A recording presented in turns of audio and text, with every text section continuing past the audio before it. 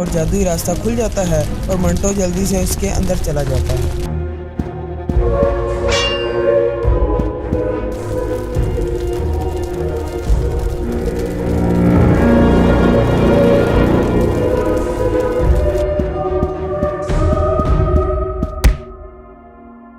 एक दफा एक घना जंगल था और उस जंगल में एक हिरन रहा करती थी। और कुछ दिन पहले उस हिरन ने दो बच्चों को जन्म दिया था। और उन बच्चों में से एक बच्चा बहुत ही ज्यादा चुस्त और चालाक था, लेकिन दूसरा थोड़ा थोड़ा सा बीमार सा लगता था और हर वक्त उदास उदास सा रहता था। और हिरन उसे देखकर हर वक्त परेशान रहती थी। और एक दिन ऐसा हुआ कि उस जंगल में एक खतरनाक भेड़िया कहीं से आ गया। हिरन का बेटा जंगल में खेल रहा था और वो खेलते खेलते जंगल में कहीं आगे निकल गया और उस पर भेड़िए की नजर पड़ी और भेड़िया जल्दी से उस पर झपट पड़ा और उसका शिकार कर लिया। और दूसरी तरफ हिरन अपने बच्चे को ढूंढती ढूंढती जब उसके पास पहुंची तो तब तक वो भेड़िया उसे खा चुका था। और हिरन रोने लग जाती है और वापस अपने घर आ जाती है। और उस दिन के बाद हिरन उदास उदास सा रहने लग जाती है और कुछ दिनों के बाद वो बहुत ही ज्यादा बीमार हो जाती है। अब हिरन का वो बच्चा जो बीमार सा रहता था वो और हिरन ही रह गए थे। और एक दिन हिरन बहुत ही ज्यादा बीमार हो जाती है और वो अपने बच्चे से कहती है, माफ करना बेटे, मैं तुम्हारी हिफाजत नहीं कर सकी और तुम्हारे भाई की भी हिफाजत नहीं कर सकी। मुझे इस दुनिया में जीने का कोई हक नहीं और मर तो मैं उसी दिन गई थी जब मैं अपने दूसरे बच्चे को बचा नहीं सकी। तुमने मेरे बगैर रोना नहीं है, तुम तो मेरे बहुत ही बहादुर बच्चे हो। और ये कहकर हिरन कुछ देर बाद मर जाती है और हिरन का बच्चा रोने लग जाता है और वो पहले से भी ज्यादा उदास रहने लग जाता है। और अब वो जंगल में कहीं भी नहीं जाता और कई दिनों से वो उसी जगह पर पड़ा हुआ था। और एक दिन जंगल में वो कहीं बाहर निकलता है तो उसे भेड़ के बच्चे मजाक करने लग जाते हैं। अरे देखो देखो कैसे हमारी तरफ आ रहा है, जैसे हम पर अभी हमला करने वाला हो। अरे इससे क्या डरना, ना माँ और ना ही पिता, इससे क्यों डरे हम। और उनकी ये बातें सुनकर वो और भी ज्यादा अफसुर्दा हो जाता है और वहाँ से भाग जाता है। और भागता भागता उसे शाम हो जाती है और वो शाम में एक शेरनी की गुफा में जाकर छुपता है और शेरनी को अपनी माँ समझकर उसके साथ लिपट कर सो जाता है। और शेरनी भी उसे देखकर हैरान होती है और कहती है, अरे मुझे लगता है कि ये बच्चा किसी को ढूंढ रहा है और मुझे अपनी माँ समझ रहा है। चलो सो जाओ बेटा, सुबह देखेंगे। और जब सुबह होती है तो हिरन का बच्चा शेरनी को देखकर डर जाता है और वहाँ से जल्दी से भागने लगता है। और शेरनी कहती है, अरे बेटा तुम घबराओ नहीं, मैं तुम्हें कुछ नहीं कहूँगी, मुझे बताओ क्या हुआ है।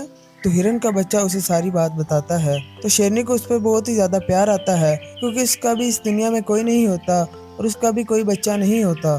और वो हिरन के बच्चे से कहती है, अरे बेटा तुम परेशान नहीं हो, तुम मेरे साथ रह सकते हो, तुम मुझे अपनी माँ बना सकते हो। तो हिरन के बच्चे को बहुत ही अच्छा लगता है और वो शेरनी के साथ ही रहने लग जाता है। और कुछ ही दिनों के बाद उस जंगल में घुल मिल जाता है और उस जंगल के जानवर के साथ उस जंगल में आराम से रहने लग जाता है। और एक दिन शेरनी उसको बुलाती है और उसे कहती है, अरे बेटा मैं तो अब बूढ़ी हो चुकी हूँ, पता नहीं कब मैं इस दुनिया से चली जाऊँ। उस जंगल का अगला राजा किसी न किसी को तो बनाना है, इसलिए मैं चाहती हूँ कि जंगल का अगला राजा तुम बनो मेरे बेटे।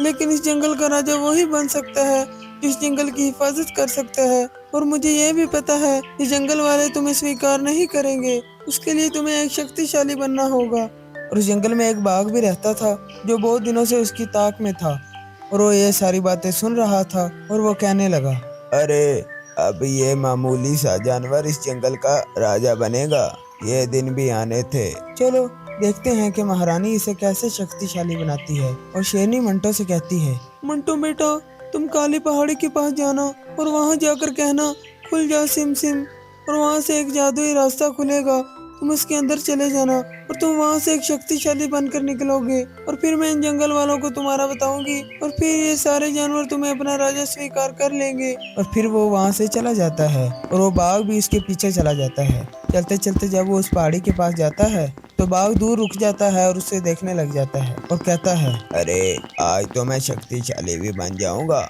और इसे भी मार कर आऊंगा। लेकिन उसे ये नहीं पता होता कि जादुई रास्ता कैसे खुलता है। और मंटो कहने लगा, खुल जा सिम सिम, और जादुई रास्ता खुल जाता है और मंटो जल्दी से उसके अंदर चला जाता है। और पीछे से बाघ भी भाग कर आता है और तब तक जादुई रास्ता बंद हो जाता है और वो पहाड़ के साथ टकरा कर गिर जाता है और मंटो सीधा जंगल में आ जाता है। और बाघ भी घूमता घुमाता जंगल में वापस आ जाता है और मंटो शेरनी के पास जाता है और शेरनी कहती है, मुझे तुम पर पूरा यकीन था कि तुम ये कर पाओगे और अब तुम्हें इस जंगल का राजा बनने से कोई भी नहीं रोक सकता। और बेटा, इस जंगल की हमेशा हिफाजत करनी है तुम्हें, और मुझे पता था कि तुम ही इस जंगल के राजा बनने के काबिल हो और इसलिए मैंने तुम्हें ही चुना है। और दूसरी तरफ बाघ जंगल के जानवरों के पास जाता है और उनको सारी बात बताता है।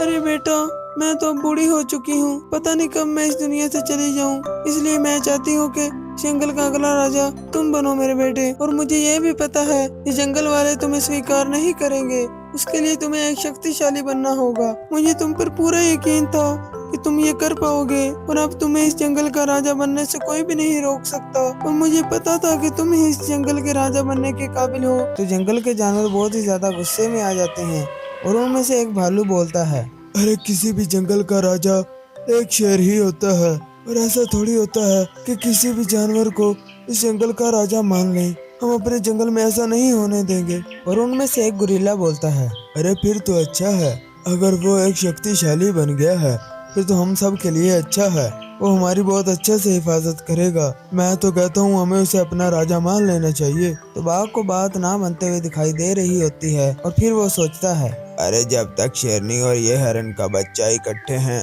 तब तक कुछ नहीं हो सकता, अब मुझे ही कुछ ना कुछ करना पड़ेगा। और वो शेरनी की गार की तरफ जाता है और मंटो वहाँ नहीं होता और वो छुप कर शेरनी पर हमला कर देता है और उसे मार देता है।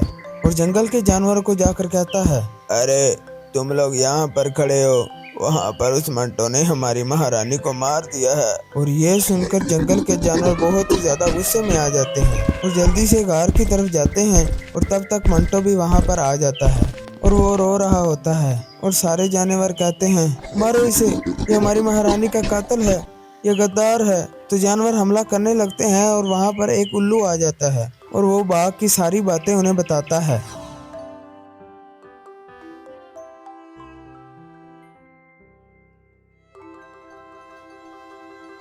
तो मंटो को बहुत ही ज्यादा गुस्सा आता है और वो बाघ पर एक ही जादू का वार करता है और बाघ वहीं पर ढेर हो जाता है। और फिर मंटो जानवरों को शेरनी की सारी बातें बताता है और कहता है कि महारानी यही चाहती थी कि मैं इस जंगल का राजा बनूं, और अब तो मेरे पास जादुई शक्तियां भी हैं। अब मैं बहुत ही ज्यादा शक्तिशाली हूं और मैं इस जंगल का बहुत ही अच्छे से ख्याल रख सकता हूं। और ये सुनकर सारे जंगल के जानवर बहुत ही ज्यादा खुश होते हैं और वो उसे जंगल का राजा मान लेते हैं और अपने नए राजा के साथ उस जंगल में खुशी खुशी रहने लग जाते हैं।